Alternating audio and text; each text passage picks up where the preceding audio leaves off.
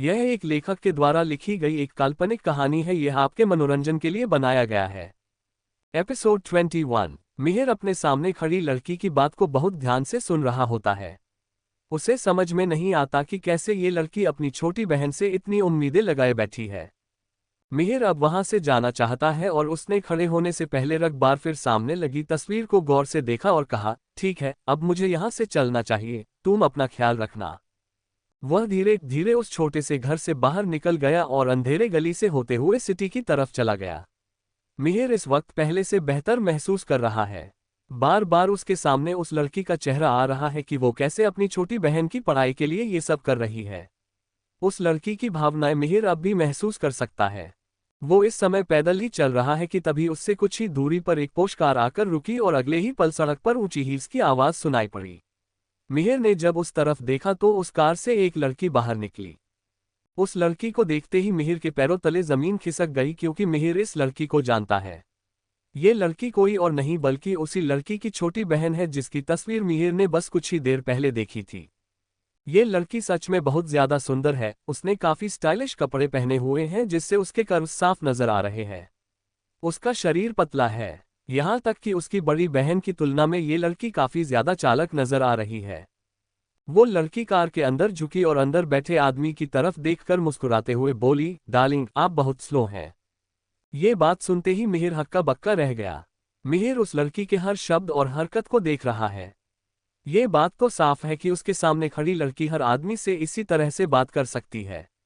ये कह सकते हैं ये उसकी आदत में शुमार है। अगले ही पल कोई ड्राइवर सीट से बाहर आया। वो दिखने में तकरीबन 40-45 साल का आदमी है जिसने काफी कपड़े पहने हुए हैं। ब्लैक कलर के 3 पीस सूट में वो अच्छा लग रहा है। उसने कार का दरवाजा बंद किया और लड़की की तरफ चला गया। मुस्कुराते हुए उसने लड़की के कान में फुसफुसाते हुए कहा, ऐसी बात है तो तुम्हारी शिकायत को दूर कर देता हूँ। सेकंड फ्लोर पर प्राइवेट रूम में मेरा वेट करो, मैं थोड़ी देर में वहीं तुमसे मिलता हूँ। लड़की बहुत खुश नजर आ रही है। वो मुस्कुराए और उस आदमी के गाल पर किस करके अंदर की तरफ चली गई। मिहिर ने उस डायरेक्शन में देखा तो सामने एक बहुत बड़ा पब है। तभी उस आदमी की नजर मिहिर पर पड़ी और वो सिगरेट जलाते जलाते मिहिर की तरफ चला गया। यंग मैन, तुम ऐसे क्या देख रहे हो? मिहिर थोड़ा हैरान सा हो गया। नहीं, कुछ नहीं, उस आदमी ने आगे कहा, वो मेरी लवर है और तुम्हारी आंखें किसी शिकारी की तरह है। मेरे ख्याल से इस तरह से किसी को देखना गलत बात है ना? उद्धरण चिन्ह। मिहिर ने अकड़ते हुए कहा, इसमें कुछ भी गलत नहीं है। मिहिर सोच भी नहीं सकता है कि अगर उसने उस बार वाली लड़की को उसकी बहन की सच्चाई बता दी तो वो जिंदा भी रह पाएगी, इस सच्चाई को कभी बर्दाश्त कर पाएगी। उसने अपनी बहन के लिए कितना कुछ किया है और अब भी कर रही है, लेकिन उसकी बहन उसके दिए हुए पैसे से क्या कर रही है वो तो इस बारे में कभी सपने में भी नहीं सोच सकती। ये घटिया लड़की अपनी बहन का खून चूस रही है। मिहिर इस लड़की की सच्चाई जानने के लिए और भी आतुर हो चुका है। वहीं वो आदमी मिहिर की बात सुनकर थोड़ा नाराज हो गया। तुम कितने बेशर्म हो, वो लड़की मेरी है इसलिए उससे दूर रहो। इतना कहकर उस आदमी ने एक रुमाल निकाला और पब की ओर चलने से पहले अपनी उंगलियों को साफ किया जिससे सिगरेट की बदबू आ रही होती है। उसी वक्त मिहिर ने एक अहम फैसला लिया कि वो इस लड़की की असलियत का पता लगाकर रहेगा और वो भी इसे पब की ओर चल पड़ा। रिसेप्शन में वेटर ने अपनी पलकें उठाई और मिहिर की तरफ देखकर कहा, अगर आप पीना चाहते हैं तो वहां जाकर बैठ जाइए। नहीं, मैं एक रूम बुक करना चाहता हूं। मिहिर ने धीरे से कहा, मैं चाहता हूं कि वो रूम वहां सेकंड फ्लोर पर हो, जहां से बाहर का नजारा सबसे सुंदर लगता है। हे, क्या आपको नहीं पता कि हमारे बार में सभी कमरे पहले से बुक किए जाते हैं और अभी हमारे पास एक भी रूम खाली नहीं है? उद्धरण चिन्ह। वेटर धीमी आवाज में बड़बड़ाया, वैसे आपको देखकर लगता है कि अगर कोई रूम खाली भी हो तो भी क्या आप उस रूम को अफोर्ड कर सकते हैं? उद्धरण चिन्ह।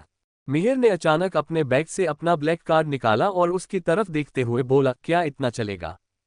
उस तेज रोशनी के नीचे वो ब्लैक कार्ड काफी चमक रहा है। उस ब्लैक कार्ड को देखते ही वेटर दंग रह गया। उसने ध्यान से वो ब्लैक कार्ड लिया और उसे स्वाइप किया। यह असली है। 50,000 से भी ज्यादा अमाउंट उस कार्ड से निकाल लेने के बाद उस वेटर के चेहरे पर परेशानी झलकने लगी। उसने धीरे से कहा, सर, आई एम सॉरी, लेकिन हमारे पास सिर्फ एक ऑर्डिनरी रूम बचा है। मैंने आपके कार्ड से 52,000 लिए हैं। मैं आपके बाकी के पैसे मैं आपको कुछ देर में वापस कर दूंगा। अगर आप जाना चाहते हैं तो आप वहां जा सकते हैं। मिहिर ने ध्यान से इधर उधर देखा और फिर अपनी जेब से 3 नोट निकाले और उस वेटर के सामने रख दिया। पहले मुझे ये बताओ, जो कपल मुझसे पहले यहाँ आया है उनका प्राइवेट रूम कौन सा है? क्या तुम मुझे उनका डिटेल दे सकते हो? क्या वेटर को पहले से ही पता है कि मिहिर बहुत अमीर है, इसलिए उसने मिहिर को नजरअंदाज करने की हिम्मत नहीं की। देखिए, मैं आपको बता सकता हूँ, लेकिन आप प्लीज इस बारे में किसी से कुछ मत कहिएगा इसके बारे में, क्योंकि मेरी जॉब भी जा सकती है। वो लोग उस कमरे में हैं। उसने ऊपर के कमरे की तरफ इशारा किया। मिहिर ने गौर किया तो उसके साथ ही एक और रूम है, लेकिन उस रूम में कोई भी नहीं है क्योंकि वहां के पर्दे और लाइट दोनों बंद है। मिहिर ने वेटर से कहा, उस कमरे को देखकर तो लग रहा है कि उस कमरे में कोई भी नहीं है, तो तुम मुझे वो रूम क्यों नहीं दे रहे हो? मुझे वो रूम चाहिए। मिहिर तुरंत नाराज हो गया। वेटर ने बार बार अपना सिर हिलाया और बोला, नहीं सर, माफ कीजिएगा, लेकिन मैं आपको वो रूम नहीं दे सकता। बात बस इतनी सी है कि उस रूम को जिन्होंने बुक किया है वो अभी तक यहाँ आए नहीं हैं। वेटर मिहिर के करीब गया और धीरे से बोला, वो लड़की पब मालिक की दोस्त है। हम उनको नाराज नहीं कर सकते। आई एम सॉरी, मैं आपकी इसमें कोई मदद नहीं कर सकता। हालांकि जब उन्होंने देखा कि मिहिर थोड़ा नाराज है तो उस वेटर ने बात बदलते हुए कहा, लेकिन अभी भी आपके पास एक तरीका है। आज रात एक प्राइवेट रूम के लिए बोली लगने वाली है। हालांकि ये काफी ज्यादा महंगा होगा क्योंकि ये रूम यहाँ से सभी रूम्स से अलग और उन सब रूम्स से काफी ज्यादा अच्छा है। इस रूम को बुक करने के लिए बोली लगाई जाएगी और जो भी इस प्राइवेट रूम की बोली जीत जाएगा वो रूम उस पर्सन के लिए 1 साल के लिए रिजर्व हो जाएगा। आप एक बार ट्राई क्यों नहीं करते हैं? उद्धरण चिन्ह। उसे केवल 1 रात की जरूरत है, लेकिन यह वेटर उसे इस तरह की सर्विस पूरे 1 साल के लिए ऑफर कर रहा है। मिहिर पूरी तरह से अवाक रह गया। भले ही वो बहुत रईस है, फिर भी उन पैसों को वो ऐसे ही लापरवाही से खर्च नहीं कर सकता है। पिछले कुछ सालों की सजा में उससे पैसे की वैल्यू अच्छे से समझ आ गई है। उसके बाद से ही मिहिर को मेहनती और किफायती होने की आदत पड़ गई। वेट अ सेकेंड, ये नीलामी मिडनाइट शुरू होती है और तब तक चलती है जब तक उस प्राइवेट रूम को खरीद नहीं लेते। ये सब कहते हुए उस वेटर ने एक ड्रिंक बनाए और उसे मिहिर के सामने रख दिया। सर, हम उस वक्त तक यहाँ इंतजार कर सकते हैं जब तक नीलामी शुरू नहीं हो जाती। तब तक के लिए आप इस ड्रिंक को एंजॉय कीजिए। उद्धरण चिन्ह। उस ड्रिंक का कोई कलर नहीं है। मिहिर को समझ नहीं आया कि ये कौन सी ड्रिंक है। वो नॉर्मल वाटर जैसा दिखा रहा है, इसलिए उसने पूछा, क्या ये वाइन है? उद्धरण चिन्ह। उसने कप उठाया और अपनी नाक के पास ले जाकर उसकी गंध ली। वो सच में शराब है, लेकिन यह उतनी स्ट्रांग नहीं है।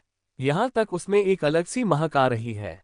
मिहिर ने हल्के से एक घूंट पिया और उस ड्रिंक में एक मसालेदार टेस्ट आया जो मिहिर को बहुत अटपटा लगा। यह इतना स्पाइसी क्यों है? इसका टेस्ट बिल्कुल भी अच्छा नहीं है। तभी अचानक से उस वेटर ने मिहिर का हाथ ऊपर उठाया और बोला, कॉन्ग्रेचुलेशंस सर, आपने आज प्राइवेट रूम के लिए होने वाले नीलामी के लिए भाग लेने के लिए खुद को क्वालिफाई कर लिया है। उद्धरण चिन्ह। उन कुछ ही मिनटों में सभी लोग मिहिर की तरफ देखने लगे। हर कोई जलन भरी नजर से मिहिर की ओर देख रहा है। वो सभी एकदम शॉक्ड है। एक आदमी ने तंज कसते हुए कहा, ये कैसी सिचुएशन है? क्या उस ऑक्शन में पार्टिसिपेट करने के लिए ड्रिंक करना पड़ता है? उद्धरण चिन्ह। हाँ, आपने बिल्कुल ठीक पहचाना। वेटर के चेहरे पर एक शरारती मुस्कान है। उसने मिहिर की तरफ झुककर कहा, सर प्लीज मुझे माफ कर दें, लेकिन मैंने वही किया जो मुझसे करने के लिए कहा गया। इस बार की जो मालकिन है वो थोड़ी सी अजीब है। उद्धरण चिन्ह। उसी वक्त एक जोश भरा गाना बजने लगा और सभी डांस फ्लो पर थिरकने लगे। बार में काफी अच्छे म्यूजिक प्ले किया जा रहा है। तभी जैसे ही घड़ी में 12 बजे उस डांस फ्लो से एक लड़की वहां से निकलकर डीजे के पास गई और कुछ ही सेकंड्स में वहां पूरी तरह से सन्नाटा छा गया। फिर वो लड़की आगे बढ़ी और फ्लो पर आ गई। उस लड़की की उम्र तकरीबन 20 साल होगी। उसने अपने हाथ में पकड़ा माइक्रोफोन उठाया और धीरे से हंसते हुए कहा, thank you for coming here tonight, but it's a special night, क्योंकि मैंने आज यहाँ बहुत ही स्पेशल रूम रेडी करवाया है। मैंने आज इस बार में सबसे अच्छे कमरे की बिडिंग रखी है और उस कमरे में मैंने एक स्पेशल गिफ्ट भी तैयार किया है। उद्धरण चिन्ह। जैसे ही उस लड़की ने अपनी बात खत्म की, मिहिर अजीब तरीके से मुस्कुराने लगा। वो सोचने लगा, इस लड़की ने काफी अच्छा और इंटरेस्टिंग दांव खेला है। अब तक 3 लोग हैं जिन्होंने इस नीलामी में पार्टिसिपेट करने के लिए क्वालिफाई किया है। वह आगे बोलने ही वाली होती है कि वेटर जल्दी से उसके पास गया और उसके कान में कुछ बोलकर मिहिर की तरफ इशारा किया, जिससे वो लड़की हंसने लगी। आई एम सॉरी, जब मैं बैकस्टेज इसकी तैयारी कर रही थी तो एक और पसंद ने भी उस ड्रिंक को ट्राई किया और अब इस बिडिंग में टोटल 4 लोग पार्टिसिपेट कर रहे हैं। वेटर वहां से मिहिर के पास वापस आ गया और धीमी आवाज में बोला, मुझे लगता है कि इस बिडिंग को आप ही जीतेंगे। जिसे सुनकर मिहिर हंसने लगा और बोला, और तुम्हें ऐसा क्यों लग रहा है? मुझे पता है कि उनके पास कितने पैसे हैं, लेकिन उनमें से किसी के भी पास ब्लैक कार्ड नहीं है। मुझे तो ये भी नहीं पता कि उस कार्ड में कितने पैसे होंगे। अटेंडेंट ने धीरे से कहा, अरे मैंने इस शहर में कभी किसी के भी पास कोई ब्लैक कार्ड नहीं देखा है। उस वेटर की बातों ने मिहिर का कॉन्फिडेंस बढ़ा दिया और वो मुस्कुराने लगा। ये पब इस शहर का जाना माना और बड़ा पब है। यहाँ अनगिनत अमीर लोग हर दिन आराम करने के लिए आते हैं, इसलिए यहाँ आपके पास अपने लिए एक प्राइवेट रूम होना आपके करियर के लिए एक अच्छा चांस हो सकता है। आप मेरी बातों पर यकीन कर सकते हैं। मिहिर ने खुशी के साथ उस वेटर की ओर देखा। उसकी बातें सुनकर मिहिर को ऐसा लगा कि इसे वेटर नहीं मार्केटिंग डिपार्टमेंट का मैनेजर होना चाहिए। ये आदमी अपनी बातों से ही लोगों को अपने जाल में फंसा सकता है। ऐसा लग रहा है जैसे ये लड़का यहाँ अपना टैलेंट वेस्ट कर रहा है। मिहिर अब चुपचाप स्टेज की तरफ देखने लगा। जल्द ही उन्होंने देखा कि डांस फ्लोर पर कुछ चेयर्स लगा दी गई और उन्हें 4 पार्ट्स में डिवाइड कर दिया गया। वहां सभी लोग 4 हिस्से में डिवाइड हो गए। तो मिहिर के अलावा और कौन 3 लोग होंगे? का एपिसोड 22। मिहिर सामने स्टेज की ओर देख रहा होता है जहां 4 लोगों के लिए कुर्सियां लगा दी गई है। तभी मिहिर की नजर उस लड़की और मिडिल एज्ड आदमी पर पड़ी। वो लोग मिहिर के लेफ्ट साइड पर खड़े हुए हैं। उन्हें देखकर ऐसा लग रहा है जैसे वो लोग यहाँ के कोर मेंबर्स हो। वो धीरे धीरे एक कुर्सी पर जाकर बैठ जाते हैं। जब वेटर ने मिहिर को उस लड़की को घूरते हुए पाया तो वो मुस्कुराया और मिहिर से बोला, सर अब आप मुझसे ये मत कहना तो वो लड़की आपको भी पसंद है। ओह गॉड, वो लड़की एक फेमस मैंटिस है। मिहिर ने वेटर से पूछा, मैंटिस? तुम्हारा इससे क्या मतलब है? आप इसे इस तरह से समझ सकते हैं कि वो फेमस और रईस लोगों को अपनी खूबसूरती की जाल में फंसाती है और उनसे पैसे लूटती है, और जब उसका उन लोगों से मन भर जाता है तो वो उन्हें छोड़ देती है। उद्धरण चिन्ह। वेटर की बात सुनकर मिहिर का शक यकीन में बदल गया। वेटर ने अपने कंधों को झुकाया और बोला, उसे देखकर ऐसा बिल्कुल भी नहीं लगता है कि वो अपनी खूबसूरती का गलत फायदा उठाती होगी। उसके इस खूबसूरत चेहरे को देखकर बड़े से बड़े लोग भी उसको अपना बनाना चाहते हैं और ये लड़की उनके सामने खुशी खुशी खुद को सौंप देती है। अगर उन लोगों को इस लड़की के बारे में पता भी होगा तब भी वो लोग इसे पाना चाहते हैं। ऐसा लग रहा है कि मिहिर ने जितना इस लड़की के बारे में सोचा है ये उससे भी कई गुना ज्यादा शातिर लोमड़ी है। इस लड़की से जुड़ी बातें बहुत ही मुश्किल है। मिहिर ने एक पल के लिए सोचा और एक नॉर्मल लड़के होने की एक्टिंग की। मुझे नहीं लगता कि वो मेरे साथ भी वैसा ही करेगी जैसा उसने दूसरों के साथ किया है। उद्धरण चिन्ह। वो लड़की सीधी बैठी स्टेज की तरफ ही देख रही है।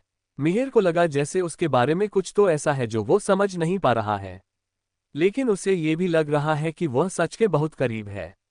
ये एक ऐसी इच्छा है जो किसी भी इंसान के दिमाग को निगल सकता है। मिहिर ने अपनी नज़र घुमाकर जब बाकी के लोगों की तरफ देखा तो उन लोगों के बीच उससे एक जाना माना चेहरा नजर आया। ये कोई और नहीं बल्कि आलिया है, जिसे देखते ही मिहिर एक पल के दंग रह गया। ये आलिया यहाँ क्या कर रही है? उद्धरण चिन्ह। मिहिर की नज़र उसी पर टिकी हुई है। उसने देखा कि आलिया घमंड से स्टेज की तरफ देख रही है। तभी आलिया भी सीधा स्टेज पर गई और एक कुर्सी पर बैठ गई। वो लड़की हमारे बॉस की दोस्त है, ये कह सकते हैं कि दोनों बेस्ट फ्रेंड्स हैं। वेटर ने मिहिर की नज़र को नोटिस करते हुए जवाब दिया, आज रात जिसने उस प्राइवेट रूम को बुक किया है वो ये ही है। उद्धरण चिन्ह। आलिया कपूर और इस बार की लेडी ओनर वास्तव में करीबी दोस्त है। मिहिर पूरी तरह अवाक हो जाता है। कुछ देर बाद अचानक उसने पूछा, क्या आपके पास कोई मास्क है जो मेरे चेहरे को ढक सके? वेटर ने तुरंत एक भेड़िया सिर का मुखौटा निकाला और मिहिर की ओर बढ़ाया। मिहिर ने देखा कि मास्क बहुत ही अच्छा है। वेटर ने बताया, हर महीने हम कुछ गेस्ट को ये मास्क भेजते हैं जिनको अपनी पहचान छुपानी होती है और आज ये आपके काम आ रहा है। मिहिर जितना इस बार के बारे में जान रहा है उसकी दिलचस्पी इसमें बढ़ती जा रही है। इस मास्क को पहनने के बाद मिहिर को आलिया के सामने अपनी पहचान आने का डर नहीं है। तभी तीसरा मेंबर एक भूरी आंख वाला आदमी है। वो आदमी काफी यंग नजर आ रहा है। उसके आसपास काफी सारी लड़कियां बैठी हुई है, लेकिन एक मासूम सी लड़की को देखने से लग रहा है जैसे वो उसकी गर्लफ्रेंड है। स्टेज पर खड़ी लड़की ने जोर से कहा, जो भी इस ऑक्शन में पार्टिसिपेट करने वाले हैं प्लीज सामने की चेयर में बैठ जाएं। उद्धरण चिन्ह।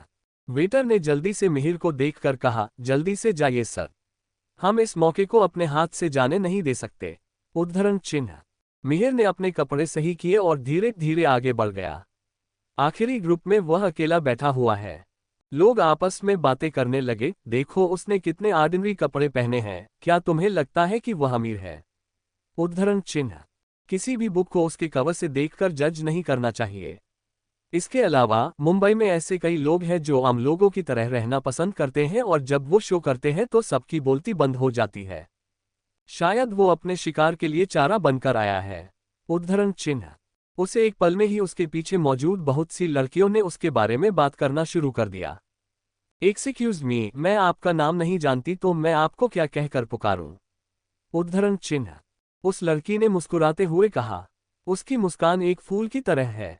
जैसे ही उसने मिहिर से कहा, पूरे बार का माहौल गर्म हो गया। ये सब समझ गए कि वो लड़की मिहिर को छेड़ रही है। मिहिर ने अपनी आवाज बदलकर कहा, बस मुझे जंगली भेड़िया बुलाओ। उसका लाजवाब जवाब सुनकर सिवाय आलिया के सब हंसने लगे। आलिया ने धीरे धीरे अपना सिर घुमाकर एक नजर उसे देखा और फिर वापस सामने की तरफ देखने लगी। जंगली भेड़िया, क्या आप आज रात अपना खोया हुआ कोई नक्शा ढूंढने आए हैं? स्टेज पर खड़ी लड़की ने मजाक किया। एक पल में ही घबराहट का माहौल अब पूरी तरह से खत्म हो गया और सभी जोर जोर से हंसने लगे। वो लड़की एक मिनट रुककर आगे बोली, all right, let's get to the point. आज रात के प्राइवेट रूम की नीलामी शुरू करते हैं जिसकी शुरुआती कीमत 2 लाख है, इसलिए हम फ्रीली बिडिंग की कीमत बढ़ा सकते हैं। But as long as I shout 3 times और कोई भी उस कीमत से आगे नहीं बढ़ता तो वो बिडिंग फाइनल हो जाएगी। अब अगर किसी को इस चीज से दिक्कत नहीं तो चलो शुरू करते हैं। मिडिल एज आदमी ने अपनी पलकें उठाई और उसके बगल में बैठी लड़की ने उसके मुंह में एक पनीर का टुकड़ा डाल दिया। फिर उस लड़की ने अचानक अपना हाथ उठाया और कहा, मैं 3 लाख पे करूंगी। आलिया कपूर ने उस आदमी को घूरते हुए कहा, 3,50,000। उद्धरण चिन्ह। और फिर अचानक सभी की निगाहें मिहिर और उस भूरी आंख वाले आदमी पर टिक गई। अगर मैं ईमानदारी से कहूं तो इस रूम की कीमत पर दे 30,000 है। वेटर मिहिर के पीछे आकर बैठ गया। अगर हम बाकी चीजों को इसमें जोड़ें तो इसमें लगभग 5,000 और जोड़ दें। उद्धरण चिन्ह। मिहिर को बिल्कुल भी जल्दी नहीं है। वह चुपचाप उस भूरे आंख वाले आदमी को देख रहा है। अब वो आदमी भी चुपचाप मिहिर की ओर देखने लगा। अचानक उस आदमी ने अपना हाथ उठाया और अपना चश्मा ठीक करते हुए कहा, 4 लाख।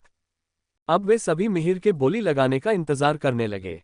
मिहिर वहां शांति से बैठा रहा जैसे कि कुछ हुआ ही ना हो। पर जैसे ही उसने सभी की नजरों का सामना किया वो थोड़ा अजीब महसूस करने लगा।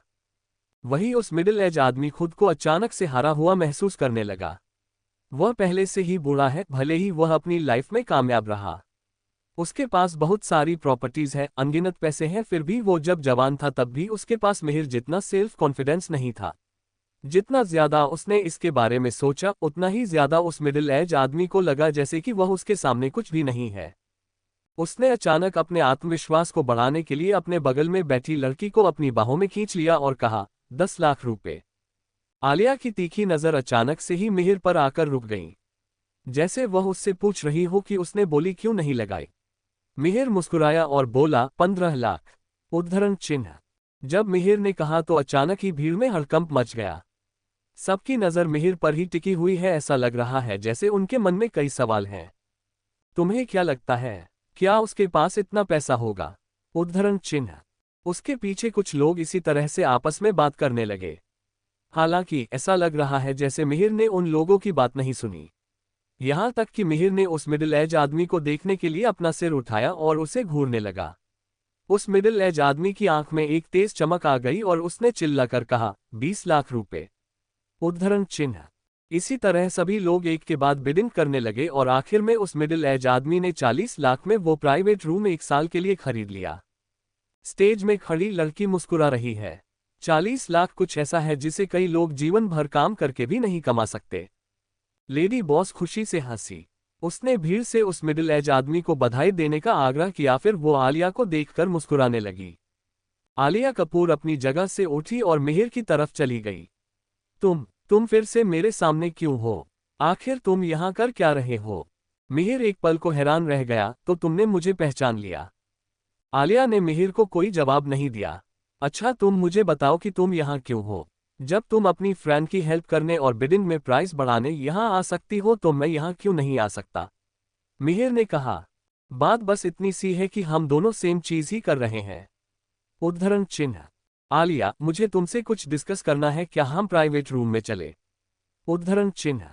एक प्यारी सी लड़की मिहिर के सामने आ गई और फिर आलिया को चिढ़ाते हुए उसने अपनी आंखें मिहिर की ओर करते हुए कहा, क्या आप वही है जिसका जिक्र आलिया ने थोड़ी देर पहले किया है? दीपिका, अब चुप हो जाओ।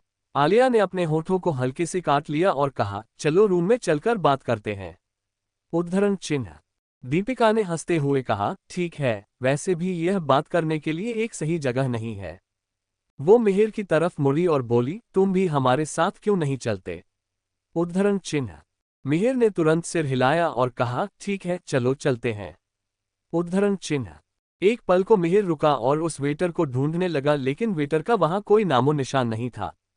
हालांकि उसे पहले से पता है कि उस वेटर का काम अमीरों को अपनी बातों में फंसाकर प्राइस बढ़ाना है, लेकिन मिहिर के मन में उसके लिए अच्छे ओपिनियन बन गया है।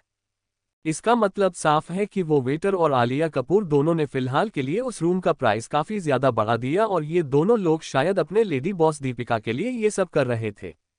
किसने सोचा होगा कि उस बुरे आदमी की जलन ने उसे किस मोड़ पर लाकर खड़ा कर दिया? उसने बिडिंग जीतने की होड़ में कितनी बड़ी बेवकूफ़ी की है, और उस बेवकूफ़ी के बाद भी उसे बिल्कुल भी शर्म नहीं आई। उसने यूं ही अपने 40 लाख फेंक दिए ताकि वो मिहिर को हरा सके, और उसके बाद भी उसके चेहरे पर जीत की मुस्कान थी। फिर मिहिर चुपचाप दीपिका और आलिया के साथ ऊपर की ओर चला गया। उस जगह की साउंड प्रूफिंग बहुत अच्छी है और यह जगह भी बहुत शांत है। रूम में पहुंचते ही दोनों लड़कियों ने अपने अपने ब्लेजर को निकलकर सोफे पर रखा दिया और जाकर आराम से बेड पर बैठ गई। उस साफ रोशनी में मिहिर ने अपने सामने बैठी उन दोनों लड़कियों की तरफ देखा। वो दोनों काफी ज्यादा खूबसूरत नजर आ रही है। मिहिर को सिर्फ एक चीज हैरान कर रही है कि आखिर आलिया इन सब के लिए मान कैसे गई। ये एक तरीके से इम्पॉसिबल है। उसने आलिया के कंधे पर अपना हाथ डाला और बोली, आलिया, ये लड़का तो काफी स्मार्ट एंड इंटेलिजेंट है। उद्धरण चिन्ह। आलिया ने उसे घूरते हुए कहा, यह बिल्कुल ऐसा है जैसे कि अंधों में काना राजा होता है। उद्धरण चिन्ह। मिहिर ने उसकी बातों को नहीं नकारा और मुस्कुराते हुए दीपिका से कहा, वैसे कुछ भी कहो, मुझे तुम्हारा ये तरीका बड़ा पसंद आया। एक सिंपल तरीके से आप दूसरों का दिल भी जीत गई और उस बूढ़े आदमी से अच्छे खासे पैसे भी ले लिए। मुझे तो उस पर तरस आ रहा है। दीपिका ने अपनी नाक सिकोड़ते हुए कहा, उसे किसने कहा था छोटी लड़कियों से झूठ बोलने और उससे चिपकने के लिए? मैं बस उससे एक अच्छा सब सीखा रही हूं। उद्धरण चिन्ह। मिहिर दीपिका की बात सुनकर हैरान रह गया। तुम कहना क्या चाहती हो? मिहिर ने सवाल किया। उस लड़की के चेहरे पर गुस्सा साफ दिखाई देने लगा। एपिसोड 23। दीपिका ने मिहिर की ओर देखते हुए कहा, वो आदमी कम नहीं है, उसने कई छोटी लड़कियों की जिंदगी बर्बादी की है और जाने कितनों को धोखा दिया है। मिहिर ये सुनकर हैरान रह जाता है। तुम कहना क्या चाहती हो? तुमने कहा कि उसने कई लड़कियों को धोखा दिया है। क्या कोई सबूत है तुम्हारे पास? मिहिर ने सवाल किया। हालांकि मिहिर ने अपने ख्यालों को अपने दिल में रखा। आलिया ने उसकी तरफ देखते हुए कहा, तुम हमसे सवाल क्यों पूछ रहे हो? क्या तुम्हें हमारी बातों पर भरोसा नहीं है? और जब तुमको उसके ऊपर ही भरोसा है तो तुम हमसे क्यों पूछ रहे हो? नहीं, मैं बेवकूफ़ नहीं हूं। मिहिर ने अपना सिर हिलाया और बोला, मैं तुम लोगों को ये बता देना चाहता हूं कि मैं उस आदमी के लिए यहां नहीं आया हूं, बल्कि उसके साथ जो लड़की थी उसके लिए आया हूं। मुझे बस उस लड़की के बारे में जानना है। आलिया उसकी तरफ ऐसे घूर कर देखने लगी जैसे उसने कोई गुनाह करते हुए पकड़ लिया हो। उसने मन में कहा, आखिर वो किसी और लड़की के बारे में कैसे सोच सकता है? मिहिर ने उसके चेहरे को देखते ही समझ लिया कि वो क्या सोच रही है, इसलिए उसने बात को समझाते हुए कहा, देखो, बात ऐसी है कि मैं आज ही उस लड़की की बड़ी बहन से मिला हूं, और उसने मुझे जैसा इस लड़की के बारे में बताया है वह उससे पूरी तरह से अलग है। उसे इस लड़की के बारे में कुछ भी नहीं पता है।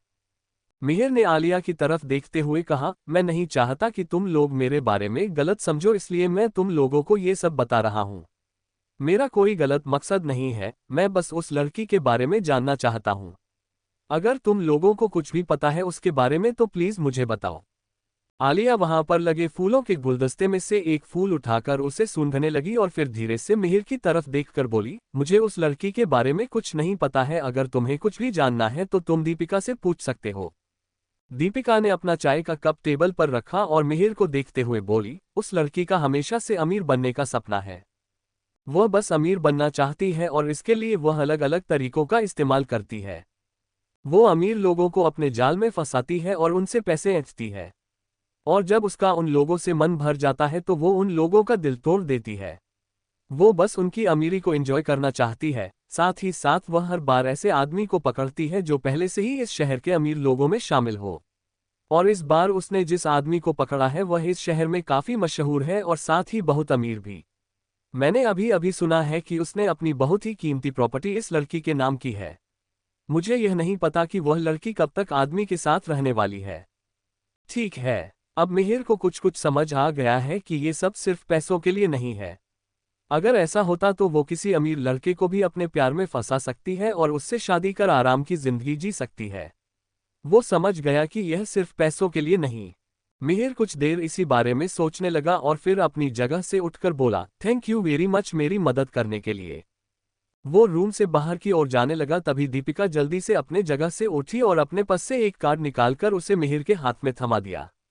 मिहिर ने एक जरा सा उस कार्ड की तरफ देखा। उस कार्ड पर नाम लिखा था Deepika Mehra, CEO of Mehra group of company. Mihir मुड़ा और फिर दीपिका की तरफ देखने लगा जैसे पूछ रहा हो कि इसका क्या मतलब है। दीपिका मुस्कुराई जैसे उसने मिहिर की बात समझ ली हो और फिर बोली, तुम इतनी जल्दी क्यों जा रहे हो, और जा भी रहे हो तो ये मेरा कार्ड है। नेक्स्ट टाइम जब भी आना तो मुझे कॉल कर लेना। मैं तुम्हारे लिए एक रूम पहले से ही रिजर्व रखूंगी। मिहिर ने अपना सिर हिलाया और कहा, ठीक है, अभी मुझे कुछ काम है तो मैं निकलता हूँ। मिहिर को आज यहाँ आकर इतना तो पता चला ही गया कि ये प्लेस उसके बिजनेस को एक्सपेंड करने के लिए कितनी अच्छी जगह है, इसलिए उसने कार्ड को सेफली अपने पैकेट में रख लिया। उसने एक नज़र उठाकर दीपिका की तरफ देखा और उसकी पर्सनैलिटी को ऑब्जर्व करने लगा। वो काफी बबली, खुश मिजाज किस्म की लड़की लग रही है। वही आलिया ने ये देखकर अपने हाथ में पड़ा पकड़ा चाय का कप जोर से टेबल पर रखा और मिहिर की तरफ घूरकर देखने लगी। इस वक्त मिहिर को आलिया का खूबसूरत चेहरा जलन से भरा हुआ लगा। उसकी आंखों में मिहिर को अपने लिए चिढ़ साफ नजर आ रही है। उसने सिर हिलाया और अपने मन में सोचा, ऐसा क्या है जो आलिया और दीपिका साथ में पार्टनरशिप बेस पर काम कर रही है। आलिया को देखकर मिहिर ने अंदाजा लगाया कि वो जैसी नजर आती है वैसी नहीं है। वो एक काइंड हार्टेड एंड केयरिंग लड़की है। उसका दिल साफ और कोमल है। वो बस लोगों के सामने खुद को ऐसे कमजोर नहीं दिखाना चाहती क्योंकि उसे बिजनेस के रूल्स अच्छे से पता है।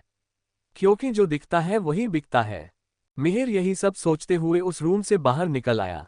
तारांकन तारांकन तारांकन तारांकन तारांकन। जब वह पब से बाहर निकल रहा होता है तो वहां मौजूद सभी लोग उसे अजीब नजरों से देख रहे होते हैं, पर इस वक्त उनकी आंखों में मिहिर के लिए रेस्पेक्ट नजर आ रही है। वहां पर मौजूद लगभग सभी लोगों ने इस वक्त उसके साधारण कपड़ों को पूरी तरह से नजरअंदाज कर दिया है। ऐसा लग रहा है जैसे वो लोग उसे एडमायर कर रहे हैं। मिहिर ने धीरे से अपने कपड़ों को ठीक किया और उस बिल्डिंग से बाहर निकल गया। तभी उसने गेट पर देखा कि एक लड़की दरवाजे से टेक लगाकर खड़ी हुई है और अपने मुंह में च्युइंगम चबा रही है। मिहिर को देखते ही उस लड़की ने एक बड़ी सी स्माइल पास की और उसकी आंखों में देखने लगी।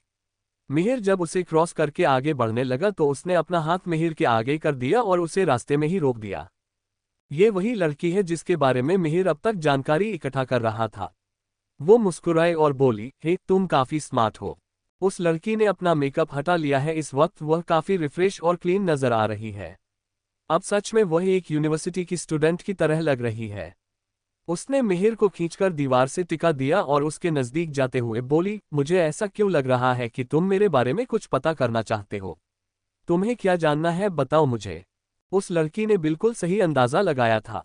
मिहिर एक मिनट के लिए बिल्कुल शॉक्ड है, फिर उसने जल्दी से खुद को काम डाउन किया और बोला, हाँ मैं तुम्हारे बारे में जानना चाहता हूँ और इसके पीछे सिर्फ एक ही कारण है और वो है तुम्हारी बड़ी बहन। जैसे ही उस लड़की ने अपनी बड़ी बहन का नाम सुना उसके हाव भाव तुरंत ही बदल गए। वो मिहिर से दूर हुई और बोली, क्या तुम मेरी बड़ी बहन को जानते हो।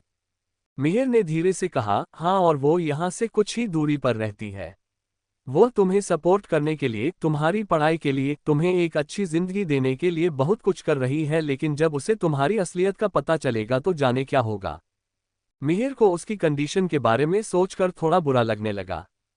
मैं तुम्हें कुछ सिखाने की कोशिश नहीं कर रहा, लेकिन मुझे ऐसा लगता है कि तुम बहुत गलत कर रही हो। It is too much. Too much. वो लड़की अजीब तरीके से मुस्कुराने लगी और फिर बोली, ठीक है, अब चलो मेरे साथ। वह लड़की उछल कूद करते हुए आगे चलने लगी। इस वक्त उस लड़की में एक अलग तरीके की चमक नजर आ रही है। मिहिर भी धीरे धीरे उसके पीछे चलने लगा। वो लोग थोड़ा चलने के बाद मेन रोड पर पहुंच गए। कुछ दूर चलने के बाद वो लड़की अचानक से रुक गई और फिर सामने की तरफ इशारा करते हुए मिहिर से कहने लगी, वो सामने वाली बिल्डिंग को देख रहे हो? मिहिर ने एक नज़र उस तरफ देखा जहां बड़े शब्दों में लिखा हुआ है, बोस्टन रॉक कैफे। काफी सुंदर है ना? वो लड़की इस वक्त इस शहर के सबसे फेमस म्यूजिक हॉल की तरफ इशारा कर रही है, जो कि मुंबई का सबसे बड़ा हॉल है। इस वक्त उसके चेहरे पर अलग ही तरह की खुशी नजर आ रही है। मिहिर को कुछ समझ नहीं आ रहा कि आखिर ये लड़की चाहती क्या है। तभी उस लड़की ने मुस्कुराते हुए कहा, मेरी जिंदगी का सबसे बड़ा सपना है कि मैं यहाँ पर एक दिन कॉन्सर्ट करूँ। देखना, एक दिन जरूर ऐसा आएगा जब मैं सबको उस जगह इनवाइट करूंगी और अपना लिखा हुआ गाना सबको सुनाऊंगी। मेरे लिए म्यूजिक ही मेरी दुनिया है, मेरा प्यार है। उस लड़की ने धीरे से अपने हाथों में एक माइक की पोजीशन ली और अपनी ही धुन में एक गाना गाने लगी। मिहिर ने ध्यान से उस लड़की की तरफ देखा और उसकी बचकानी हरकत पर मुस्कुराने लगा। मिहिर के मन में इस लड़की को लेकर जो भी सवाल उमड़ रहे थे उनका जवाब अब उससे मिल गया। वो उस लड़की की तरफ देखकर बोला, मैं उम्मीद करता हूं कि तुम्हारा सपना जल्द ही पूरा हो जाए। लड़की मिहिर को देखकर मुस्कुराए और बोली, आई नो कि तुम मेरा पीछा कर रहे हो और तुम्हें मेरे बारे में काफी कुछ पता भी चल गया है। वो लड़की उस कैफे की तरफ देखकर कहने लगी, वह लोग मुझे मेंटिस बुलाते हैं, हालांकि मुझे इससे कोई फर्क नहीं पड़ता क्योंकि मुझे पता है कि सच्चाई क्या है। मैं किसी के आगे नहीं झुकती, बल्कि वो रईस लोग, वो ही मेरे कदमों में घुटने टेक देते हैं, इसलिए मुझे नहीं लगता कि मुझे इस नाम से बुलाना चाहिए। खैर, क्या ही फर्क पड़ता है उनके कुछ कहने या ना कहने से। मुझे बस अपने सपने को पूरा करना है, चाहे फिर मुझे कुछ भी करना पड़े। मिहिर ने एक पल के लिए कुछ सोचा और अपनी हामी भरी दी। उसने कहा, ऑल राइट, तुम्हें जो करना है तुम वो कर सकती हो। मैं इस बारे में तुमसे कुछ नहीं कहना चाहता। वैसे भी मुझे ऑलरेडी काफी लेट हो गया है, अब मुझे वापस जाना है, सो बाय बाय। और मिहिर आगे बढ़ने लगा, तभी उस लड़की ने जल्दी से कहा, हे रुको, चलो साथ में चलते हैं। उस लड़की ने अपना हाथ आगे बढ़ाया और एक टैक्सी को हाथ मार कर रोक दिया। वो जल्दी से उसके अंदर बैठ गई और मिहिर की तरफ देखते हुए बोली, चलो बैठ जाओ जल्दी से। मिहिर ने एक नज़र उसे देखा। वो इस वक्त उस आदमी के बारे में पूछना चाहता है, लेकिन उसने अपने ख्यालों को अपने अंदर ही दबा लिया और चुपचाप टैक्सी के अंदर बैठ गया। जब वो लोग यूनिवर्सिटी पहुंचे तो मिहिर ने टैक्सी के पैसे दिए और उस लड़की की तरफ देखकर बोला, तुम मुझे लेकर हैरान क्यों नहीं हो? तुमने मुझे एक बार भी कुछ नहीं पूछा और तुमने मुझसे ये भी नहीं पूछा कि मुझे कैसे पता कि तुम यहाँ पढ़ती हो। मिहिर के दिमाग में बहुत वक्त से यह सवाल घूम रहा था, इसलिए फाइनली उसने पूछ ही लिया। उस लड़की ने मुस्कुराहट के साथ कहा, तो क्या मुझे पूछना चाहिए? फिर उसने आगे बढ़कर मिहिर के कान में धीरे से कहा, एक्चुअली मुझे पहले से पता है। मिहिर उसकी बात सुन पूरी तरह से हैरान रह गया। इस लड़की को मिहिर के बारे में बहुत पहले से ही पता है, जब से उसने मिहिर को देखा है, लेकिन फिर भी उसने ऐसा दिखाया जैसे कि वो उसे जानती ही ना हो। मिहिर ने इस बात को नजरअंदाज किया क्योंकि बिष्ट फैमिली हमेशा से अपनी सच्चाई को राज बनाकर ही रखना जानती है। अच्छा, ऐसी बात है तो तुमने अपनी बहन को अपनी सच्चाई क्यों नहीं बताई? मिहिर उससे ये बात साफ करना चाहता है, लेकिन उसने एक्सपेक्ट नहीं किया था कि वो लड़की उसकी बात सुनकर हंसने लगेगी। वो लड़की हंसते हुए बोली, चिल, वो जो भी कर रही है वो सब उनकी मर्जी है, किसी ने उन्हें फोर्स नहीं किया है। वैसे भी तुम्हें जल्द ही सब कुछ पता चल जाएगा। इतना कहकर वो लड़की अपने हॉस्टल की तरफ बढ़ने लगी, लेकिन मिहिर की हैरानी उसके चेहरे से ही देखी जा सकती है। मिहिर से रुका नहीं गया और उसने उससे पीछे से आवाज दी और पूछा, हे, वैसा तुम्हारा नाम क्या है? वो लड़की चलते चलते मुड़ी और मिहिर को देखकर बोली, Neha Sahu from music division. कुछ ही देर में वह लड़की हॉस्टल गेट से अंदर चली गई। मिहिर को नेहा अब कहीं भी नजर नहीं आ रही है। एक पल के लिए लगा कि मिहिर कोई सपना देख रहा है। उसने मन ही मन सोचा, ये लड़की बहुत ही अजीब है। सपने बहुत बड़े हैं, इसके जाने या चाहती है, लेकिन इससे भी बड़ी बात है कि इसको अपनी बहन से कोई मतलब नहीं है। आखिर सच क्या है? इन दोनों में सही कौन और गलत कौन है? एपिसोड 24। मिहिर रात को काफी अच्छे से सोया और जब सुबह उसकी नींद खुली तो देखा कि उसका फोन, जो टेबल पर पड़ा है, वह काफी देर से बज रहा है। मिहिर ने अपना फोन उठाकर देखा तो उसमें किसी का मैसेज आया हुआ है, लेकिन जैसे उसने मैसेज खोला तो उसे समझ में आ गया कि यह काव्या का मैसेज है। काव्या वही लड़की है जिसकी चतुराई और बिष्ट परिवार के प्रति निष्ठा देखकर ही मिहिर ने उसे अपनी सेक्रेटरी के रूप में चुना था। छोटे सरकार, मैंने दिविजा के बारे में इन्वेस्टिगेशन कर ली है। उसकी ये खराब हालत सिर्फ उसके हस्बैंड के कारण है। उसके हस्बैंड का नाम सौरभ बख्शी है। अगर देखा जाए तो बाहरी लोगों के सामने वो काफी शरीफ बनता है।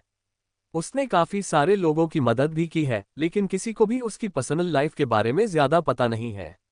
वो शख्स जैसा दिखाई देता है, या यूं कहे जैसा वो सबके सामने खुद को दिखाता है, वो बिल्कुल भी वैसा नहीं है। कुछ साल पहले उसे किसी जुर्म में एक बार गिरफ्तार भी किया गया था, लेकिन इस बारे में मुझे कुछ ज्यादा पता नहीं चल पाया है। वह हमेशा से ही अपने बिजनेस को लेकर काफी एक्टिव रहा है और आज की डेट में मुंबई का काफी बड़ा बिजनेसमैन है। उसका नाम मुंबई के टॉप रईस लोगों की लिस्ट में भी आता है और वह एक बहुत बड़ा समाजसेवी भी है। उसके बारे में ये भी पता चला है कि वो लोकल और नेशनल पार्टीज को डोनेशन भी खूब देता है। ओवरऑल देखा जाए तो कह सकते हैं कि पूरे मुंबई में उसे काफी अच्छा, रईस और ताकतवर आदमी माना जाता है और यहाँ के लोग उसे काफी पसंद भी करते हैं। सबसे बड़ी बात तो ये है कि निखिल का इस आदमी से कोई लेना देना भी नहीं है। अगर निखिल को अपना मिशन कंप्लीट करना है तो कहीं ना कहीं उसे इस आदमी की जरूरत जरूर पड़ेगी। मिहिर ने एक लंबी सांस ली और खुद में ही बड़बड़ाने लगा, ये तो बिल्कुल भी अच्छी न्यूज़ नहीं है। वो इस वक्त हारा हुआ सा महसूस कर रहा है और अब उसके पास सिर्फ एक ही रास्ता बचा हुआ है। अगर उसे सौरभ बख्शी के साथ में कुछ भी करना है तो उससे पहले ही उसे दिविजा की सच्चाई को दुनिया के सामने लाना होगा, और क्योंकि यह मामला दिविजा का है इसलिए सौरभ इस हालात को संभालने के लिए तैयार भी नहीं होगा। उसने हमेशा से ही दिविजा की सच्चाई को अच्छे से छिपा कर रखा हुआ है। मिहिर ने कुछ देर इस बारे में सोचा और फिर तैयार होकर बाहर आ गया। उसने देखा कि अचल भी अब उठ गया है। मिहिर ने उसे देखते हुए, तुम कल कहाँ गए थे? और इससे पहले कि वो अपनी बात पूरी कर पाता अचल उसकी बात काटते हुए बोला, वो कल एक फंक्शन था जिसमें सब लोगों को इनवाइट किया गया था, लेकिन तुम नहीं थे, इसलिए तुम्हारी जगह मैं चला गया था और वहां मुझे कुछ गिफ्ट मिले। तुम्हारे गिफ्ट्स मैंने तुम्हारी टेबल पर रख दिए हैं, तुम्हें टाइम मिले तो देख लेना। मिहिर ने उन गिफ्ट्स को देखा और सिर हिला दिया, ठीक है। रूपाली की हरकत के बाद से ही अचल और मिहिर के बीच एक दूरी आ गई है।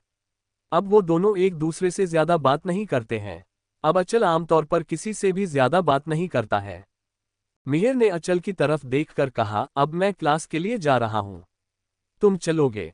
अचल ने सिर्फ ना में सिर हिलाया, तुम जाओ। मिहिर ने अपना बैग पैक किया और वहां से निकल गया।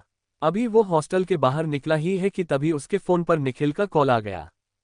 जैसे ही उसने कॉल उठाया, सामने से निखिल की आवाज कानों में पड़ी, छोटे सरकार, आज हमारे होटल में एक बहुत बड़ी पार्टी रखी गई है, तो मैंने सोचा कि आपसे पूछ लूं कि क्या आप इसमें जाना चाहेंगे। किस बात की पार्टी है और उसका मोटिव क्या है?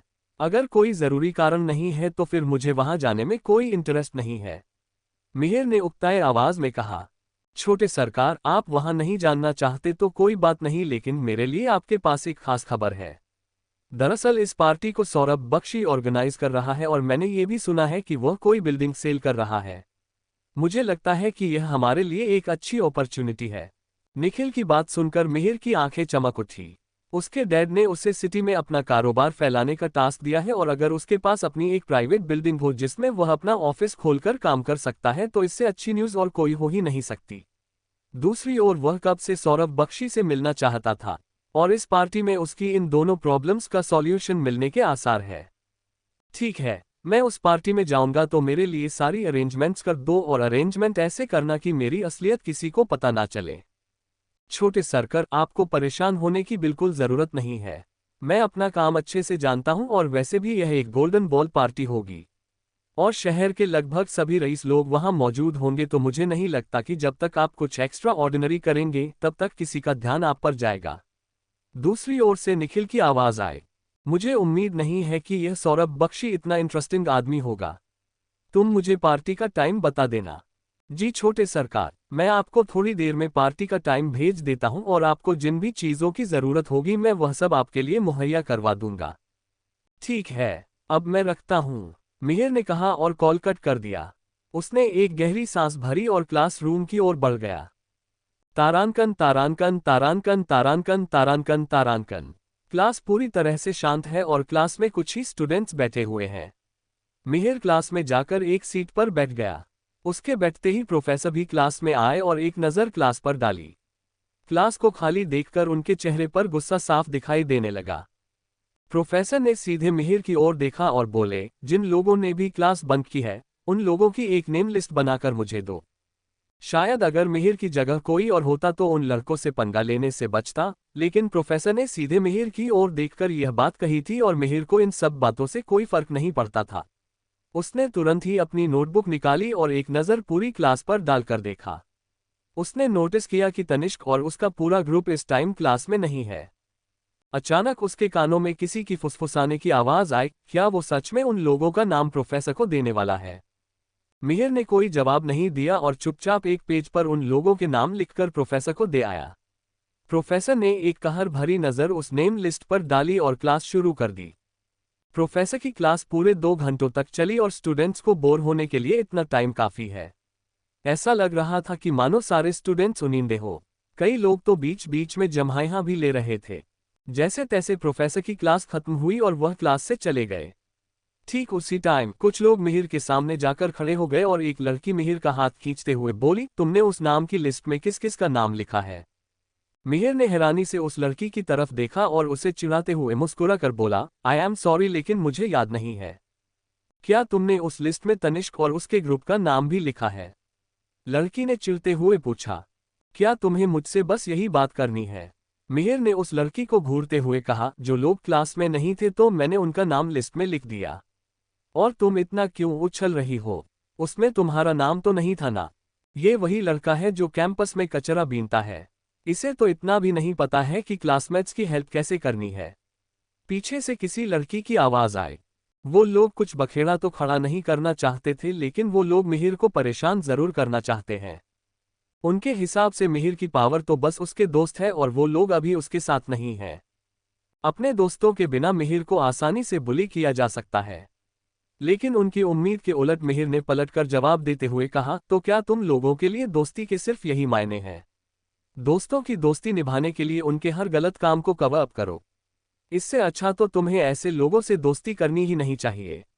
दोस्ती में गलतियों को बताकर उन्हें ठीक करने के लिए कहा जाता है, ना कि गलती पर पर्दा डाला जाता है। इतना कहकर मिहिर क्लासरूम से बाहर चला गया। तारांकन तारांकन तारांकन तारांकन तारांकन। पार्टी रात को होने वाली है और उसके लिए सारे अरेंजमेंट्स निखिल कर रहे हैं, इसलिए मिहिर तुरंत ही अपने गार्डन विला की ओर निकल गया। जब भी ऐसी कोई पार्टी ऑर्गेनाइज होती है तो उस जगह पर कस्टम मेड सूट ही पहना जाता है। निखिल को इस बारे में काफी अच्छे से पता है, इसलिए मिहिर ने उसे यह सारी जिम्मेदारी सौंप दी थी और जब उसने सारा कुछ सेटल डाउन कर लिया तो मिहिर मूनलाइट होटल के लिए निकल गया, जहां रॉयल बॉल पार्टी ऑर्गेनाइज की गई है। लास्ट टाइम मूनलाइट होटल में उसे अलीशा के साथ बंद कर दिया गया था और इसी बात को याद करके वो थोड़ा सा नर्वस भी हो रहा है। इस वक्त मिहिर होटल के मेन एंट्रेंस से हॉल की तरफ जा रहा है, लेकिन लकीली उसका सामना इस बार आलिया कपूर से नहीं हुआ। मिहिर को डर है कि उसे देखकर आलिया थोड़ी सीरियस हो जाएंगी। मिहिर वहां से सीधे गेम रूम की तरफ चला गया, जहां उसने देखा कि कुछ मिडिल एज बिजनेसमैन और यंग बिजनेसमैन एक साथ बैठकर कार्ड खेल रहे हैं। जब वेटर ने मिहिर को अंदर आते देखा तो उसने तुरंत कहा, सर, यहाँ के चिप्स का रेट थोड़ा ज्यादा है और यहाँ की सीट भी फुल हो चुकी है, तो आप दूसरी जगह बैठ सकते हैं। चिप्स कैसीनो गेम में एक तरीके का पैसा होता है जिसका एक मूल्य गेम खेलने वाले निर्धारित करते हैं। मिहिर ने उस टेबल की तरफ देखा जहां 4 लोग पहले से बैठे हुए हैं। वह चारों लोग एक दूसरे से काफी अलग नजर आ रहे हैं, लेकिन उन्हें देखकर ही पता चल रहा है कि वह लोग काफी ज्यादा अमीर है। उसमें से एक आदमी थोड़ा मिस्टीरियस भी नजर आ रहा है, जिसके टेबल पर काफी सारे चिप्स रखे हुए हैं। मिहिर ने अपने हाथ में पकड़े बैग से 1 लाख रुपए निकाले और उसे वेटर के हाथ में रख दिया। क्या अब मैं अंदर जा सकता हूँ? वेटर ने जैसे ही उन पैसों को देखा उसे समझ में आ गया कि मिहिर काफी अमीर आदमी है। 1 लाख की टिप छोटी नहीं होती और वह तुरंत ही मुस्कुराते हुए एक और हट गया, जिससे ये साफ हो गया कि मिहिर अब अंदर जा सकता है। किसी को पास आते देखकर टेबल पर बैठा मिडल एज आदमी खड़ा हो गया और बोला, तुम गलत जगह आ चुके हो यंग मैन। लेकिन तुरंत ही उसके चेहरे पर अजीब से भाव आए, लगता है कि पेट में गड़बड़ हो गई। मैं अभी आता हूँ। हालांकि साफ पता चल रहा था कि वह नाटक कर रहा है और वो अब गेम नहीं खेलना चाहता है। मिहिर पूरी तरह से शांत खड़ा टेबल पर बिखरे कार्ड्स की तरफ देख रहा है। उसके चेहरे को देखकर कुछ भी खास नजर नहीं आ रहा। जिस आदमी के पास सबसे ज्यादा चिप्स रखे हुए उस आदमी ने ताना मारते हुए कहा, आजकल कैसे कैसे लोग हमारे क्लब में आने लगे हैं। दूसरे आदमी ने भी मुस्कुराते हुए मिहिर से कहा, बच्चे, हमारे चिप्स बहुत बड़े हैं और अगर तुम हमारे साथ खेलना चाहते हो तो तुम्हें अमीर होना पड़ेगा। तीसरा आदमी चुपचाप बैठा हुआ है और बस अपना सिगार पिए जा रहा है। मिहिर ने टेबल से एक चिप को अपने हाथ में उठाया और पूछा, इस चिप्स का प्राइस क्या होगा? ये एक चिप 1 लाख की है। हम सिर्फ 4 लोग ये गेम खेल रहे हैं और यहाँ पर लाखों के चिप्स मौजूद हैं। सिगार पीने वाले आदमी ने शांत आवाज में कहा, अगर तुम हमारे साथ खेलना चाहते हो तो पहले तुम्हें हमारे खाते में 5 लाख रुपए डालने होंगे। एंड डोंट वरी, यह एक पब्लिक अकाउंट है और इसमें जो भी पैसे मौजूद हैं वो हम सभी ने जमा किए हैं। सिगार वाले आदमी का मतलब साफ था कि कोई भी यहाँ अपने हिसाब से नहीं आ सकता। मिहिर ने वापस से उस चिप को टेबल पर रख दिया और धीरे से पूछा, तो मुझे बताओ कि हम लोग क्या खेलने वाले हैं। मिहिर की बात सुनकर उस आदमी ने मिहिर को ऊपर से नीचे तक देखा। उसे यकीन नहीं हो रहा कि इतना नौजवान लड़का उसे चुनौती दे रहा है। एपिसोड 25। मिहिर ने उन सभी लोगों की तरफ देखकर कहा, मैं खेलने के लिए तैयार हूं, कितने पैसे देने हैं? मिहिर की बात सुनते ही एक आदमी के चेहरे पर गुस्सा नजर आने लगता है। उस आदमी ने मिहिर को ऊपर से नीचे तक देखा। उसे यकीन नहीं हो रहा कि इतना नौजवान लड़का उसे चुनौती दे रहा है। उस आदमी के हाव भाव देखकर मिहिर के चेहरे पर एक मुस्कान तैर गई। उसने टेबल के काना पर रखे डाइस क्लॉक की तरफ देखा और मुस्कुरा कर बोला, हालांकि मैं इतना अच्छा खिलाड़ी नहीं हूं, लेकिन फिर भी मैं खेलना चाहूंगा। आज मैं अपने लक को आजमाना चाहता हूं। ये बात सच है कि मिहिर को कार्ड खेलने नहीं आते हैं, लेकिन ये बात भी बिल्कुल सच है कि डाइस गेम में वह एक चैंपियन रहा है। उसने वहां पर बैठे हुए बाकी लोगों की तरफ देखते हुए कहा, ठीक है फिर यही खेलते हैं, मुझे एक गेम आती है। मिहिर की बात सुनकर एक आदमी ने हंसते हुए कहा, तो क्या अब हम लोगों को 5-10 हजार की बाजी खेलनी होगी? तभी इस आदमी के बगल में बैठा एक शख्स ने अपने साथी की ओर मुड़कर कहा, बॉस क्या आप भी ये गेम खेलना चाहते हैं? उस आदमी ने मुस्कुराते हुए कहा, बेशक, हमें खेलना चाहिए। चलो आओ, गेम स्टार्ट करते हैं। उस आदमी की बातें सुनकर बाकी के लोगों ने सिर हिलाया और वेटर को आगे आने का इशारा करके टेबल के अगल बगल बैठ गए। मिहिर भी उनके सामने टेबल पर बैठ गया। मिहिर ने अपनी उंगलियां चटकाए और गौर से उन लोगों को देखने लगा। तभी उसके बगल में वेटर आकर खड़ा हो गया और बोला, सर मुझे नहीं लगता कि आपको ये गेम खेलना चाहिए। मतलब कि आपके पास इतने पैसे नहीं होंगे। मुझे डर है कि आप इस गेम में हार सकते हैं। मिहिर के साथ बैठे लोगों ने पहले ही उसे कोई भाव नहीं दिया था और भले ही उनका बर्ताव रुखा न हो, लेकिन एक हद तक वह मिहिर का मजाक उड़ा ही रहे थे। हालांकि मिहिर को अब इन बातों की आदत पड़ चुकी है। उसने मुस्कुराते हुए वेटर को देखा और अपने वॉलेट से अपना ब्लैक कार्ड निकालकर वेटर के सामने रख दिया। ये कार्ड स्वाइप करो और मुझे जल्द से जल्द 5 लाख चिप्स ला कर दो, मिहिर ने मुस्कुराते हुए वेटर से कहा। जैसे ही वहां पर बैठे लोगों की नजर उस ब्लैक कार्ड पर पड़ी तो वह लोग हैरानी से मिहिर की तरफ देखने लगे। वहीं वेटर की आंखें खुली की खुली रह गई और वो बोला, ओके सर, मैं अभी स्वाइप मशीन लेकर आता हूं और आपके लिए चिप्स भी मंगवाता हूं। इतना कहकर वेटर जल्दी से कार्ड रीडर लेकर मिहिर के पास लौट आया। मिहिर ने अपना ब्लैक कार्ड स्वाइप किया और एक बड़ी सी स्माइल उसके चेहरे पर बिखर गई। फिर मिहिर ने एक लंबी सांस भरते हुए कहा, अब तो आप सब संतुष्ट हैं ना? मैंने पैसे जमा कर दिया है तो मुझे नहीं लगता है कि अब मैं ये गेम नहीं खेल सकता, है ना? सभी मौजूद लोग तो पहले ही उसका ब्लैक कार्ड देखकर चौंक गए थे, इसलिए उसके अगल बगल बैठे लोगों ने कहा, ऑफ कोर्स तुम कह सकते हो, लेकिन नौजवान लोगों को इतनी जल्दी गुस्सा नहीं होना चाहिए। मिहिर के सामने बैठे आदमी ने अपना सिगार पीते हुए कहा, बहुत हो गई बातें, तो अब हमें गेम खेलना शुरू करना चाहिए। उनकी बात सुनकर वेटर ने टेबल के कॉर्नर से डाइस क्लॉक उठा लिया और चेक करने के लिए उन लोगों को हैंड ओवर कर दिया और मुस्कुराते हुए बोला, आप सभी ने देखा कि मैंने इसके साथ कुछ भी नहीं किया है। उन सब लोगों ने डाइस क्लॉक को चेक किया और दोबारा वेटर को पकड़ा दिया। चलो अब पॉइंट्स गैस करते हैं। जिस आदमी के पास सबसे ज्यादा चिप्स है, उसने मुस्कुराते हुए कहा। इस वक्त वह कॉन्फिडेंस से भरा नजर आ रहा है। मिहिर किसी गहरी सोच में डूबा हुआ लग रहा है और कुछ सोचकर उसने कहा, क्या सबके पास सिर्फ एक ही चांस है? बिल्कुल, अगर हम में से किसी का भी अंदाजा सही नहीं निकला तो हम ये राउंड फिर से दोहराएंगे और ये तब तक चलेगा जब तक कोई सही गैस ना कर ले, सिगार वाले आदमी ने जवाब दिया।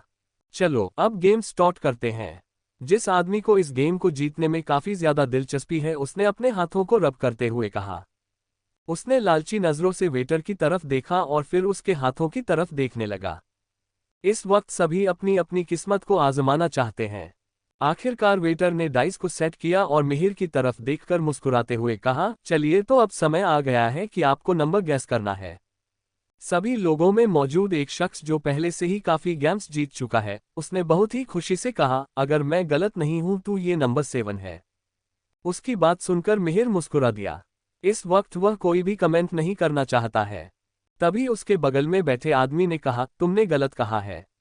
मेरे हिसाब से तो इसे नंबर 11 पर आना चाहिए। इस वक्त हर आदमी यह गेम जीतना चाहता है। इस वक्त मिहिर बहुत गौर से डाइस क्लब की तरफ ही देख रहा है। उसने अभी कुछ नहीं कहा और 10 सेकंड के बाद वह मुस्कुराया और बोला, मुझे माफ कीजिएगा, लेकिन मुझे लगता है कि आप सबको हार का सामना करना पड़ेगा क्योंकि मैं ये राउंड जीत गया हूं। ये डेफिनेटली नंबर 8 है। मिहिर की बात सुनकर जिसके पास काफी सारे चिप्स थे उस आदमी ने चिढ़ते हुए बोला, तुम इतने विश्वास से कैसे कह सकते हो कि तुम जीत गए हो। मिहिर मुस्कुराया और बोला, अगर आपको यकीन नहीं है तो आप एक बार इसे चेक कर सकते हैं। यह इस तरह से एक दूसरे से टकराते हुए सिर्फ इस नंबर पर आकर रुक जाएंगे। वेटर ने धीरे से मिहिर के गैस पर सिर हिला दिया। उसे यह बात समझ आ गई है कि मिहिर को इस गेम के बारे में काफी कुछ पता है। मिहिर का चेहरा कॉन्फिडेंस से भरा नजर आ रहा है।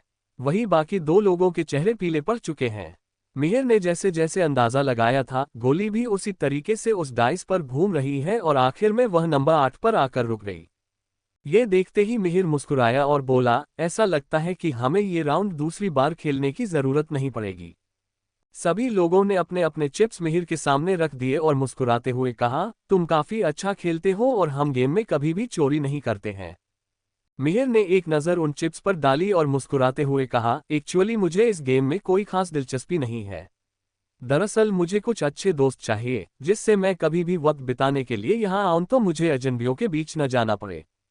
मिहिर की बात सुनकर वह लोग सब कुछ अच्छी तरह से समझ गए कि मिहिर बस एक अच्छे दोस्त की तरह उनका साथ चाहता है। इसलिए उन्होंने मुस्कुराते हुए कहा, ठीक है। जिसके पास सबसे ज्यादा चिप्स थे उस आदमी ने अपना हाथ मिहिर की ओर बढ़ाया और कहा, मुझे उम्मीद नहीं थी कि तुम्हारे जैसे नौजवान भी इतने अच्छे से गेम खेलना जानता है। मेरा नाम आशीष गुप्ता है और मेरा क्राफ्ट्स का बिजनेस है। मिहिर ने भी अपना हाथ बढ़ाया और आशीष के साथ हाथ मिलाया। मिहिर को उसको देखकर अंदाजा लग गया कि ये आदमी जितना सिंपल नजर आ रहा है उतना है नहीं, लेकिन आज इस गेम की वजह से ही मिहिर उसे अपने दोस्त बनाने में कामयाब हो गया। मिहिर ने धीरे से कहा, अगर कभी फ्यूचर में मौका मिले तो मैं आपके साथ जरूर काम करना चाहूंगा। दूसरे लोगों ने भी मुस्कुराते हुए मिहिर से हाथ मिलाया और अपने अपने बारे में उसे बताया। उनमें से एक का नाम राहुल चोपड़ा है और वह रियल एस्टेट एजेंट है, वहीं दूसरे का नाम शुभम शर्मा है जो कि चाय का बिजनेस करता है। उसने मिहिर की तरफ देखते हुए कहा, अभी सौरभ यहाँ नहीं है, वो हमेशा से ऐसे गेम्स नहीं जीत पाता है। हर रोज वह नई तरकीब भी लगाता है लेकिन उसका कोई फायदा नहीं होता। वो रोज खेल भी नहीं सकता क्योंकि उसकी बीवी बहुत स्ट्रिक्ट है। तुम्हें कैसे पता कि उसकी वाइफ कितनी स्ट्रिक्ट है? मुझे सब पता है और ये भी पता है वह कभी भी सोशलाइज्ड नहीं होते। राहुल चोपड़ा ने सीधा कहा, ये सब वक्त की बात है, अभी चलो, अब हमें भी लेट हो रहा है पार्टी में जाने के लिए। कहते हुए आशीष मुस्कुराया और मिहिर से बोला, और हाँ, बाद में भूलना मत कि तुम्हें फॉर्म भी फिल करना है। और हमारा चेस क्लब में तुम्हारा वेलकम है, तुम जब भी चाहो ज्वाइन कर सकते हो। हालांकि वो एक ऑर्डिनरी क्लब है, लेकिन फिर भी सबसे जरूरी बात यह है कि उस क्लब में मुंबई शहर के सबसे बड़े बिजनेस सर्कल के लोग मौजूद होते हैं। अगर मिहिर ने ये क्लब ज्वाइन किया तो उसके फ्यूचर प्लान के लिए यहाँ से उसे काफी सारे इन्फॉर्मेशन मिल सकती है। मिहिर के लिए ये काफी अच्छा मौका है। मिहिर के लिए ये सारी चीजें काफी जरूरी भी है।